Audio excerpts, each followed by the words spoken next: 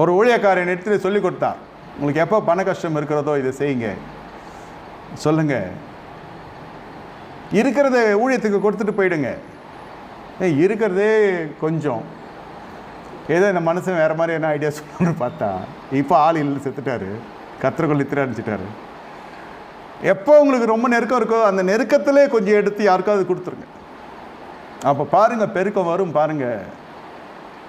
நீங்கள் நம்ப மாட்டீங்க, அந்த மனுஷன் கத்திரக்குள்ளே போய் நித்திரை அடைஞ்சி பரலோகத்திலே கர்த்தருடைய சமூகத்திலே இலைப்பாரி கொண்டிருக்கிறார்.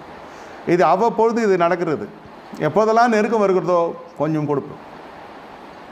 அது எங்கே கொடுப்போம் என்பதுதான் தேவ ரகசியம். எங்கே விடுதலை பெற்றுமோ அங்கே கொடுக்கணும். அது கொஞ்சமாக இருக்கட்டும், அது எதுவானா இருக்கட்டும், இனி வருகிற நாட்கள் வாரி இறைத்து விருத்தி அடைவார்.